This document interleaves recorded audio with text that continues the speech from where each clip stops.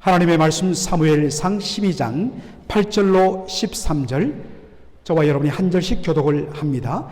야곱이 애굽에 들어간 후 너희 조상들이 여호와께 부르짖음에 여호와께서 모세와 아론을 보내사 그 두 사람으로 너희 조상들을 애굽에서 인도해 내어 이곳에 살게 하셨으나 그들이 그들의 하나님 여호와를 잊은지라 여호와께서 그들을 하솔 군사령관 시스라의 손과 블레셋 사람들의 손과 모압 왕의 손에 넘기셨더니 그들이 저희를 치매 백성이 여호와께 부르짖어 이르되 우리가 여호와를 버리고 바알들과 아스타롯을 섬김으로 범죄하였나이다. 그러하오나 이제 우리를 원수들의 손에서 건져내소서.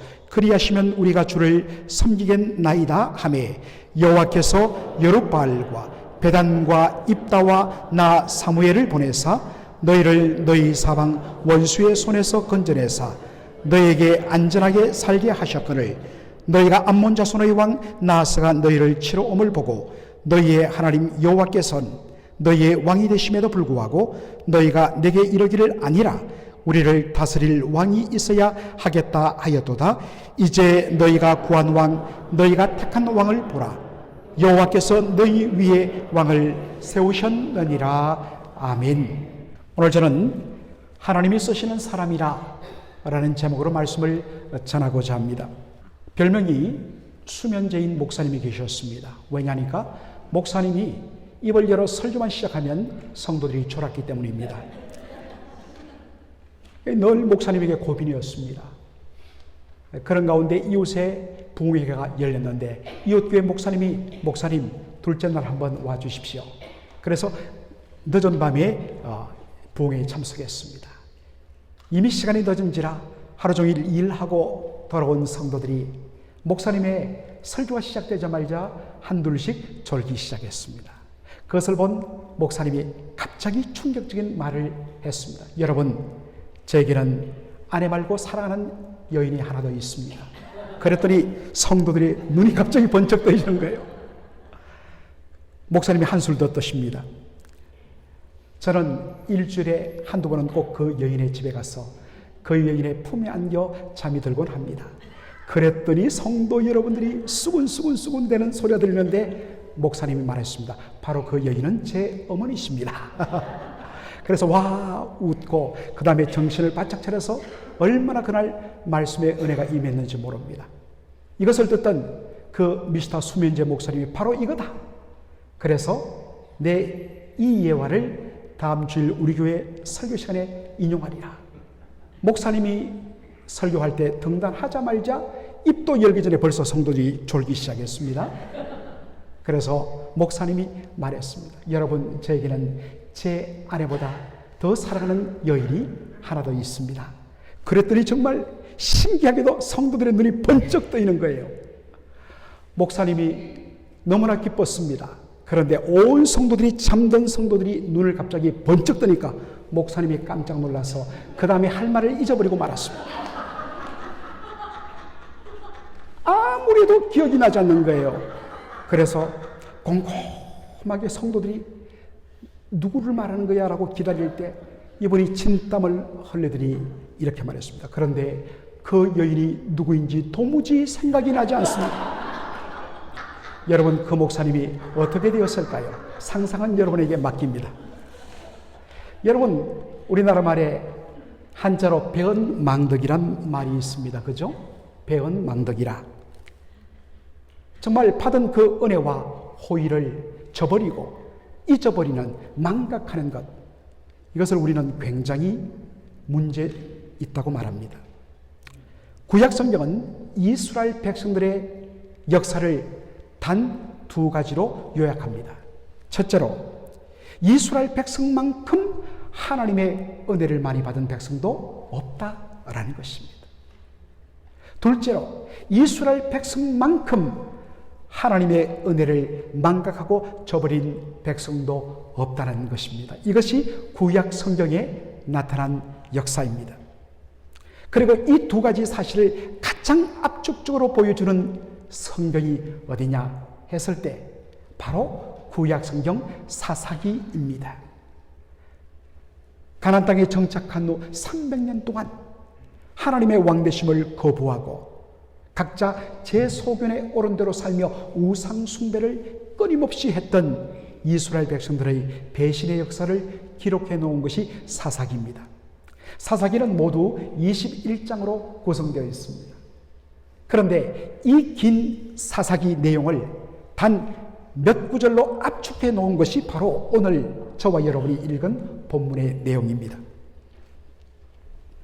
오늘 본문에 보면 이스라엘 백성들이 애굽 땅에서 노예로 혹독한 어려움을 당했습니다. 도저히 견디지 못해서 조상의 하나님 여호와께 부르짖었습니다. 하나님이여 우리를 돌아보아 주옵소서. 하나님이 그들을 들으시고 그들을 위하여 누구를 보내십니까? 모세와 아론 구원자를 보내십니다. 그리고 그들을 엑소더스, 애굽에서 바로 출애굽 인도해 내십니다. 그리고 광야 40년을 이끄신 후에 바톤을 이어서 여호수아를 통하여 젖과 꿀이 흐르는 약속의 땅 가나안 땅을 차지하게 하십니다. 그런데 이스라엘 백성들이 하나님으로부터 이 놀라운 은혜를 받았는데 그들이 어떻게 했다고요? 바로 9절 상반절에 그들의 하나님 여호와를 잊은지라 하나님을 망각했다는 것입니다. 그래서 하나님을 저버리고 그들이 가나안 땅의 우상 바알과 아세라 신을 섬기기 시작했다는 것입니다. 이에 대하여 하나님께서 어떻게 반응하십니까? 자, 9절 하반절 다 같이 읽겠습니다. 여호와께서 그들을 하솔 군사령관 시스라의 손과 블레셋 사람들의 손과 모압 왕의 손에 넘기셨더니 그들이 저희를 침해. 여러분 여기 보니까 하솔이라는 지명이 나오죠. 하솔은 갈릴리 호수 북쪽에 있던 이방 나라를 가리킵니다. 그리고 블레셋은 바로 이스라엘 서쪽 해안 아주 비옥한 지역의 자리를 차지하고 있던 이방 족속들을 가리킵니다. 모압은 요단강 동편에 자리를 잡았던 이방 족속의 나라를 가리킵니다. 하나님은 이 배은망덕한 이스라엘 백성들을 주변 이웃나라 사방에 있는 이방 나라의 손에 넘겨주십니다. 그 결과로 사사기를 읽어보면 8년, 18년, 20년 동안 그들이 반복적으로 이방 나라 왕들에 의해서 정말 잔혹한 수탈과 지배를 당하게 됩니다. 이때 이스라엘 백성들이 보인 반응이 무엇인가? 다 같이 우리 10절 한번 읽어볼까요? 백성이 여호와께 부르짖어 이르되 우리가 여호와를 버리고 바알들과 아스다롯을 섬김으로 범죄하였나이다. 그러하오나 이제 우리를 원수들의 손에서 건져내소서. 그리하시면 우리가 주를 섬기겠나이다. 이스라엘 백성들은 그 고통 앞에서 하나님 앞에 부르짖습니다. 그리고 그들의 죄를 자복합니다. 우리가 하나님을 버리고 이방 우상신들을 섬겼기 때문에 이런 일이 일어난 것입니다 라고 철두철미하게 회개합니다. 그런데 우리가 주목할 말은 그리하시면 이란 말입니다. 이제 우리를 원수들의 손에서 건져내소서. 그리하시면 우리가 주를 섬기겠나이다. 여러분, 진정한 회개란 것은 단순히 눈물 흘리며 아파하며 용서를 구하는 감정적인 부분으로 끝나서는 안 됩니다. 참된 회개는 반드시 의적인 결단으로 이어져야 됩니다. 그것은 뭐냐? 자신의 잘못을 인정하고 그 악한 길에서 떠나 살아계신 하나님께로 돌아오는 것입니다. 이스라엘 백성들이 자신의 죄를 깨달았다면 우상 숭배를 던져버리고 살아계신 하나님을 섬기며 그분의 말씀에 순종해야 합니다. 그리하면 하나님께서 그 모든 것들을 다 해결해 주시는 것입니다. 그런데 뭐라고 이야기합니까? 우리들을 원수의 손에서 건져내시면 그리하시면 우리가 주를 섬기겠나이다. 아니에요. 먼저 해야 할 것은 주를 섬기는 것입니다. 거기에 어떠한 조건도 없습니다. 하나님이 이렇게 응답해 주시면 제가 충성과 헌신과 순종의 삶을 살겠습니다. 아닙니다. 하나님과 딜하는 것, 이것은 이방 신앙의 모습입니다.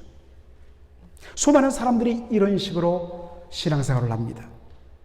이것만 들어주시면 제가 주의 일을 하겠습니다. 아닙니다. 먼저 주여, 제가 온전히 주를 위하여 저를 드리겠습니다. 주의 말씀에 순종하겠습니다. 그것이 당연한 구원받은 하나님의 백성의 모습이에요. 그리하면 하나님께서 우리가 구하지 않는 것까지도 더해 주시는 것입니다.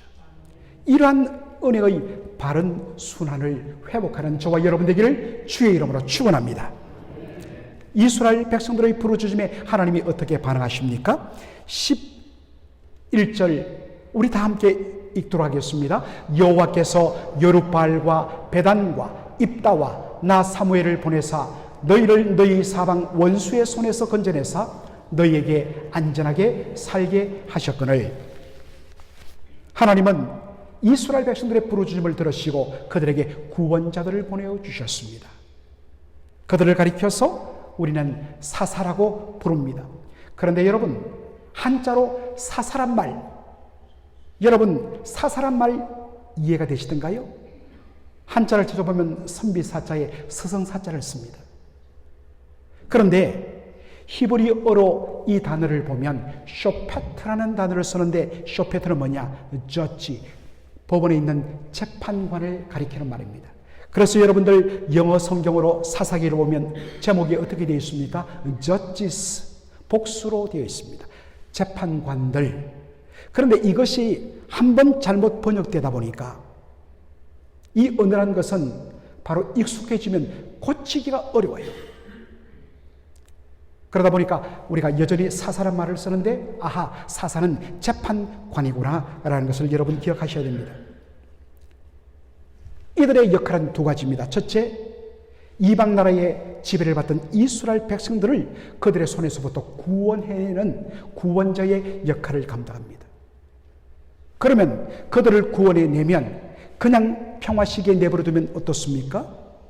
백성들은 제 소견에 오른 대로 제 멋대로 살 수밖에 없습니다. 그래서 하나님의 말씀의 법에 의해서 옳고 그름을 판결해주는 역할까지 감당한 것이 바로 쇼페트, 재판관들, 사사들인 것입니다. 사사기를 보면 총 12명의 사사가 소개됩니다. 그런데 사무엘은 이 중에 4사람만 추려서 대표로 언급을 합니다. 그 사람들이 누구라고요? 여룻바알, 베단, 입다, 사무엘이라고 되어 있습니다. 여러분, 사무엘이 자신을 이 사사의 대표로서 언급한다는 것 조금 이상하지 않습니까? 자, 히브리서 11장 32절을 보면 이 위대한 4명의 사사를 어떻게 표현하느냐? 기드온, 바락, 삼손, 입다로 그렇게 소개합니다. 4사람인데 여러분, 이 중에서 공통된 한 사람이 누굽니까? 입다입니다. 나머지는 이름이 다 달라요. 이것이 어떻게 된 일일까요? 여러분, 어떻게 된 일일까요? 자, 제가 한번 해결해 보겠습니다. 여러분, 사사기 6장을 보면 기드온이란 인물이 나오는데 그 기드온의 별명이 뭐냐? 여룻바알입니다. 바로 바알과 다투었다라는 뜻입니다. 기드온의 별명은 뭐라고요? 여룻바알입니다. 하나 해결되었죠? 그리고 여러분들 오늘 읽은 성경을 보면 베단이라는 이름 옆에 숫자 1 풋노트가 붙어 있습니다. 그리고 아래쪽을 보면 70인역 옆본에는 바락이라 되어 있다. 여러분, 70인역이 뭐냐면 이제 이스라엘 백성들 중에서, 유대인들 중에서 본토를 떠나서 우리가 미국에 오듯이 지중해 근방으로 이민가 흩어져 사는 이민간 성도들이 많았어요. 이들을 디아스포라, 흩어졌다는 뜻으로 디아스포라 유대인이라고 이야기하는데, 헬라 지역에서 이민 가서 살다 보니까 거기에서 태어난 자녀들은 히브리 말을 쓸 수가 없는 거예요. 나면서부터 우리 자녀들이 영어를 쓰듯이. 그래서 이 헬라어를 쓰는 유대인들을 위하여 구약 성경을 헬라어로 번역해야겠다 생각해서 번역한 성경이 뭐냐? 70인역입니다. 왜 70인역이냐? 전에 오는 이야기에 따르면 70명의 번역자들이 함께 동원되어서 번역했기 때문에 70인역 번역이라 명칭이 붙어 있습니다. 다시 말해서 헬라어로 번역된 구약 성경에 보면 베단이 아니라 뭐라고 되어 있다고요? 바락이라고 되어 있다. 자, 해결됐죠? 마지막 남은 사람. 아까도 말했지만 사사시대 12명의 사사를 압축해서 4명으로 소개하는데 사무엘이 자신을 가리켜 나 사무엘, 조금 이상하잖아요. 그런데 시리아로 번역된 구약 성경을 보면 사무엘이 아니라 뭐로 되어 있다고요? 삼손으로 되어 있다. 그래서 우리는 히브리서 11장 32절에 근거하여 여기에 언급된 대표 사사 4사람의 이름을 뭐라고 한다고요? 기드온, 바락, 삼손, 입다, 이렇게 4분으로 정리할 수 있습니다. 그런데 여러분, 12명의 사사들 중에서 그 중에 4사람을 대표로 뽑았다면 우리 생각에는 누구를 뽑겠습니까? 최고로 유명한 인물, 그리고 가장 훌륭한 인물, 모든 것을 갖춘 인물, 어마어마한 업적을 이룬 인물, 그런 기준으로 4명을 뽑지 않겠습니까? 그런데 말이죠, 사사기를 다시 한 번 더 여러분 읽어보시면 이 4명은 공통점이 있는데 그것은 하나님께서 이스라엘 백성들을 구원할 그릇으로 쓰임밖에 너무나도 부족하다는 것입니다. 한번 볼까요? 사사기 6장 10절 말씀 보도록 하겠습니다. 여호와의 사자가 아비에셀 사람 요아스에게 속한 오브라에 이르러 상수리 나무 아래에 앉으니라. 마침 요아스의 아들 기드온이 미디안 사람에게 알리지 아니하리 하여 밀을 포도주 틀에서 타작하더니.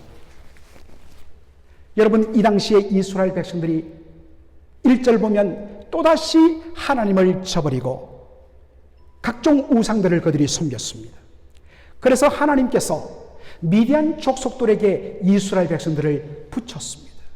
그래서 약 20년간 그들이 혹독한 수탈을 당했습니다. 그런데 이 미디안 족속은 저 아라비아 반도 가까이에 사는 그러한 부족이라서 곡식들이 절대로 필요하기 때문에 이스라엘 백성들이 밀과 보리를 추수할 시기만 들어오면 밀어닥쳐서 남김없이 싹 긁어서 수탈해서 가버렸습니다. 마치 일제시대 때에 일제가 우리 조선의 그 쌀을 남김없이 다 수탈해 간 것처럼. 자, 그런데 여호와의 사자가 기브온을 찾아갈 때 기브온의 모습이 어떠했습니까? 그가 어디에서 밀을 타작했다고요? 포도주 틀에서. 포도주 틀이란 것은 당시에는 이렇게 반지하 형태로 파서 거기에다 돌을 깔고 거기서 포도를 밟아서 포도즙을 그렇게 흘러내어서 포도주를 만드는 시설입니다. 거기 들어가면 바깥에서 사람이 보이지 않아요. 왜 거기서 포도주 톱에서 밀을 타작했다고요? 미디안 사람에게 알리지 아니하리하여. 다시 말해서 미디안 사람들이 알면 자기를 죽일까 두려워서 몰래 숨어서 밀을 타작할 정도로 겁쟁이였습니다. 그런데 12절에 보니까 여호와의 사자가 기드온을 향하여 뭐라고 이야기합니까? 큰 용사여 라고 이야기합니다. 숨어서 두려워서 밀을 타작하는 그 겁쟁이에게 큰 용사여 라고 이야기합니다. 도무지 큰 용사도 아닌데 하나님은 기드온을 큰 용사로 부르십니다. 이유는 여호와께서 너와 함께 계시다. 비록 부족하고 정말 겁쟁인데 하나님이 그와 함께 하시면 그는 큰 용사가 될 수 있다는 말입니다. 두 번째로 베단 곧 바락은 어떤 인물입니까?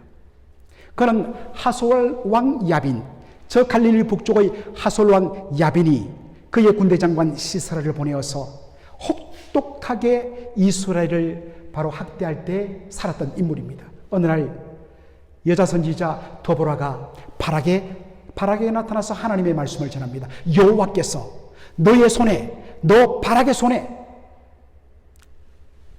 이 하솔왕 야빈의 군대를 붙여주셨으니 나가서 싸우라. 그래야만 승리하리라. 하나님의 말씀을 전했습니다. 그럴 때 베단 곧 바락이 뭐라고 이야기합니까? 다 같이 읽겠습니다. 바락이 그에게 이르되 만일 당신이 나와 함께 가면 내가 가려니와 만일 당신이 나와 함께 가지 아니하면 나도 가지 아니하겠노라.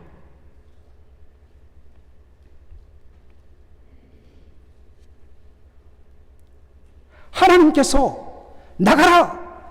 내가 너의 손에 모든 하솔 왕의 군대를 붙여줬다 말하는데 그는 여자 선지자 더보라의 치맛자락을 붙잡고 매달립니다. 당신이 나와 함께 가야 됩니다. 당신이 함께 가지 않으면 나는 이 싸움 하지 못합니다. 이것이 바락의 모습이었습니다. 세 번째로 입다는 어떤 인물입니까? 입다는 길르앗의 창녀의 아들로 태어났습니다. 천출입니다. 그것 때문에 집안에서 쫓겨났습니다. 그래서 광야로 나가서 도적대의 강도대의 두목이 되었습니다. 마침 그때 암몬 족속들이 이 길르앗을 침공하니까 길르앗의 장로들이 자신의 힘으로서는 감당할 수 없으니까 그 당시 힘을 가지고 있던 도적대의 두목이었던 이 입다에게 부탁합니다. 우리를 위하여 싸워주면 당신을 우리의 지도자로 모시겠다고. 그래서 입다가 암몬 족속과 전쟁하러 나가는데 그가 한 서원이 나옵니다. 그가 여호와께 서원하여 이르되 맹세하여 이르되 주께서 과연 암몬 자손을 내 손에 넘겨주시면, 여러분 하나님께서 이미 입다에게 내가 너와 함께한다, 반드시 너는 암몬 자손을 이길 것이다, 내가 너의 손에 붙여주겠다 약속하셨습니다. 그런데 뭐라고요?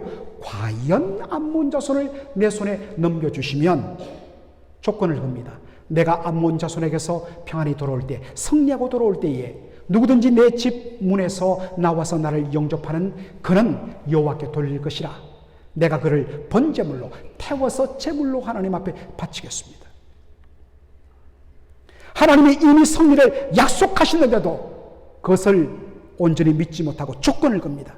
하나님이 과연 이기게 하시면 내가 나를 제일 먼저 영접한 사람을 하나님 앞에 인신제사 번제로 바치겠습니다. 이것부터 잘못된 것입니다. 또 하나 잘못은, 하나님은 사람을 제물로 드리는 것을 극도로 미워하셨습니다. 금하셨습니다. 당시 이방 나라는 사람을 인신공양 드렸습니다. 왜요?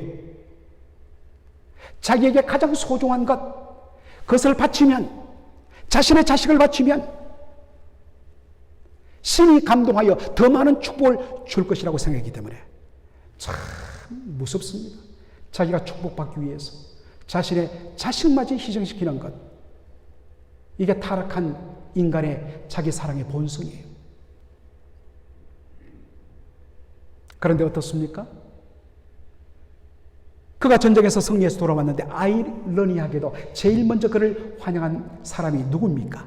그의 무남동료 외동딸이었습니다. 사사기 12장에 보면 에브라임 족속과 충돌이 일어납니다. 에브라임 족속이 바로 이 입다를 향하여 도발합니다. 너희 길라 사람들은 우리 에브라임 사람에게서 종살이하던 그 종들이 도망쳐서 강 건너가서 이룬 그러한 부족들이다. 얼마나 자존심 상하겠습니까? 그런데 성경을 보면 이것은 거짓이거든요. 여러분, 어차피 거짓말은 드러나게 돼 있어요. 거기에 분노할 필요가 없습니다. 그런데 자기 분노를 이기지 못하고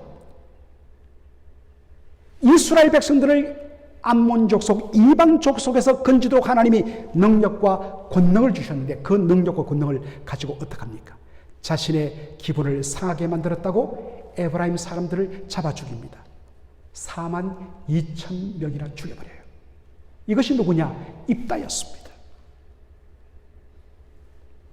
마지막으로 사무엘이 아닌 삼손은 여러분 소개할 것도 없지요. 그는 태어날 때부터 나실인 하나님 앞에 거룩하게 구별되어 헌신되어 살라고 들여진 인물이었습니다. 그래서 그것을 위하여 그는 일평생 술을 멀리하고 부정한 것을 접촉하지 아니하며 머리에 칼을 대지 아니하며 언제나 거룩한 삶을 살아야 했습니다. 그런데 사사기를 보면 삼손의 삶은 어땠습니까? 가장 부패하고 가장 더럽고 가장 추악하고 가장 방탕한 삶을 살았던 사람이 사사 삼손이었습니다. 여러분, 이 사람들의 공통된 특징이 무엇입니까? 하나님이 쓰실 만한 그릇이 도무지 되지 못한다는 사실입니다. 그런데 하나님은 이 부족한 자들을 사용하여 이스라엘의 구원자로, 사사로, 재판관으로 사용했다는 사실입니다. 무엇 때문에 하나님 그들을 사용하였을까요? 그것은 구원은 사람의 능력이나 사람의 탁월함에 있지 아니하고 오직 하나님의 전적인 은혜와 능력으로 말미암을 보여주기 위하여 하나님께서 의도적으로 가장 못나고 가장 문제점 많고 가장 허물 많고 그러한 사람들을 하나님께서 들어 쓰셨다는 사실입니다. 그렇다면 물론 하나님께서 그러면 다 그런 사람만 쓰시느냐? 아니에요. 하나님은 준비된 사람을 쓰십니다. 그래서 하나님께서 다윗을 향하여 뭐라고 이야기합니까? 저를 보라, 저는 내 마음에 합한 자라. 하나님께서 다윗을 쓰십니다. 그러나 여러분, 그러므로 우리는 항상 하나님께 준비 쓰임받기에 부족함이 없도록 준비되어야 합니다. 훈련받아야 합니다. 헌신해야 합니다. 그러나 우리가 근본적으로 던질 질문은 무엇입니까? 하나님은 준비된 사람이 없으면 하나님 일 못하시느냐? 하나님은 준비된 사람 없으면 하나님 일 못하시는가? 그렇지 않다는 것입니다. 많은 분들이 오해해요. 큰 교회는 큰 교회대로 오해하고 작은 교회는 작은 교회로 오해합니다. 우리는 크니까, 우리는 수천 명이 모이니까, 우리는 큰 근본을 갖고 있고, 우리는 막대한 맨파워를 갖고 있고 재정을 갖고 있으니까 우리는 하나님 일을 할 수 있어. 교만해요. 반대로 우리는 교회당도 적고 성도들도 부족하고 재정도 약하니까 하나님 일 못해. 이것은 바로 착각입니다. 하나님은 우리가 가진 조건을 뛰어넘어 역사하십니다. 그러므로 오히려 이것을 통하여 하나님의 위대하심과 하나님의 능력을 더 드러내어 홀로 영광 받으시는 분이라는 사실입니다. 기돈과 바락과 입다와 삼손 분명히 쓰임받기에 대단히 부족한 사람이었습니다. 그러나 단 한 가지, 다 부족한데 단 한 가지, 그것을 통하여서 그것을 사용하여 하나님은 하나님의 일을 하신다는 사실입니다. 오늘 교회 일꾼을 뽑습니다. 여러분, 우리의 초점은 누가 더 잘났는가에 있어서는 안 됩니다. 여러분을 보십시오. 여러분이 잘나서 장로가 되고 권사가 되고 시무 안수집사가 되었습니까? 그렇지 않습니다. 잘나서